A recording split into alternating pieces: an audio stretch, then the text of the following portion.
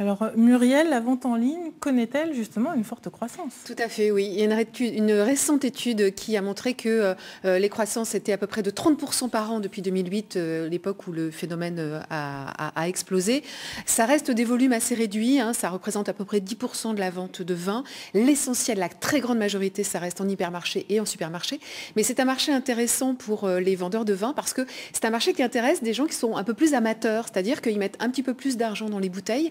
Cette étude montre par exemple qu'une bouteille en moyenne vendue sur Internet, c'est aux alentours de 5 euros, alors qu'en grande surface, c'est moins de 4 euros.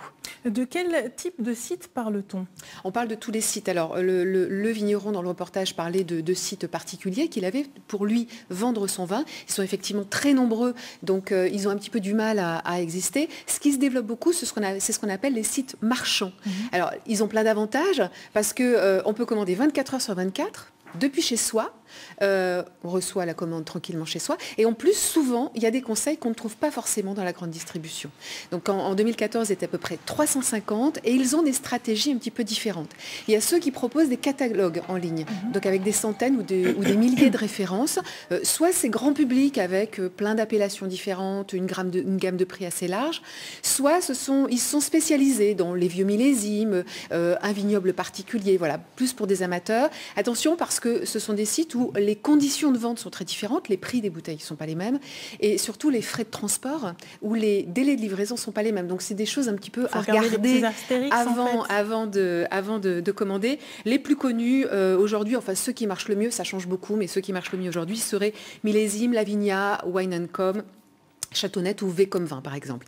Il y a aussi les sites de vente privée. Alors là, c'est un petit peu différent. Le site propose quelques bouteilles ou quelques millésimes ou quelques appellations dans un temps donné en général assez court, mais avec souvent de très belles réductions.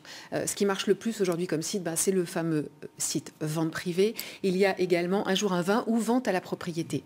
Il y a un site qui propose des ventes aux enchères, Ideal Wine. Apparemment, les offres sont très intéressantes. Il faut juste maîtriser la technique des ventes aux enchères. Pas facile pour tout le monde. Et puis enfin, il y a des sites qui se développent de plus en plus. Ce sont les ventes de vin sur abonnement. Vous abonnez pour 6 mois, 1 an. Et tous les mois, vous recevez 2-3 bouteilles qui ont été sélectionnées par quelqu'un. C'est assez intéressant pour quelqu'un qui veut découvrir des nouvelles appellations, qui est un peu curieux.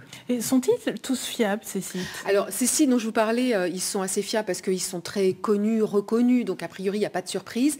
Quoique, il y a une exception très récemment, et une belle exception, qui a coûté cher à beaucoup de gens. C'est le site 1855.com. Le nom vient de la date de classification des vins de Bordeaux. Vous savez, il existe des premiers crus, deuxième crus, jusqu'à 5 crus. Ça s'est créé en 1855, d'où le nom du site. C'est un site qui, sur le papier, fonctionnait bien. Il vendait des grands crus à des gens, sauf qu'il n'avait pas de stock pour réduire les frais. Et donc, il allait chercher les vins une fois que les vins étaient vendus. Les bouteilles étaient vendues sur Internet. Sauf que les grands vins sont rares et que la société a eu du mal à trouver ces vins. Donc elle a pris du retard dans ses livraisons. Et pendant ce temps-là, le prix des vins a augmenté.